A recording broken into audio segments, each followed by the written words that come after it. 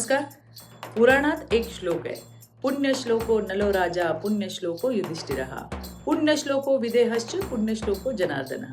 या श्लोकाचा अर्थ असा आहे की पुण्यवान नल, युधिष्ठिर, विदेह आणि भगवान जनार्दन यांचं मी स्मरण करतो.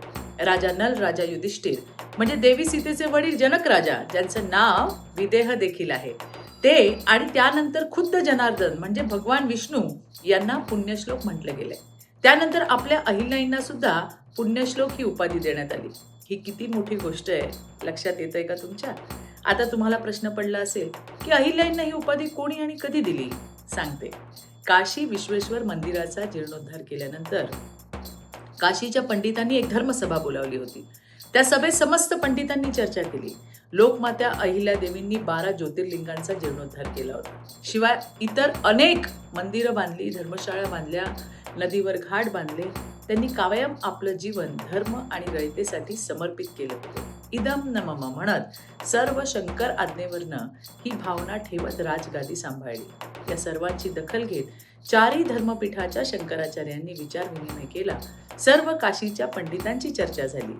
सर्वांनी एक मताने निर्णय घेतला की अहिल्याईंना पुण्यश्लोक ही पदवी, ही उपाधी द्यायलाच पाहिजे. किती मोठी गोष्ट आहे ही. पुण्यश्लोक जे जे होऊन गेले त्यांचं केवळ नाव घेतल्याने 4 वेद वाचल्याचं, समस्त तीर्थक्षेत्राचं दर्शन घेण्याचं पुण्य मिळतं असं म्हणतात. आणि हीच पदवी आपल्या अहिल्याईंना मिळाली. मला कित्येक जण विचारत होते की अहिल्याईंचा उदो उदो का म्हणतात? याचं उत्तर तुम्हाला आजच्या या निरोपाच्या व्हिडिओमध्ये नक्की मिळालं असेल.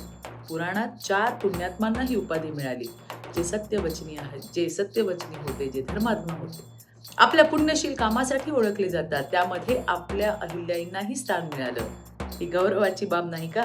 याचा उदो उदो व्हायलाच हवा की नाही? अहिल्याईचा उदो उदो. धन्यवाद. जय हिंद, जय महाराष्ट्र, जय मल्हार.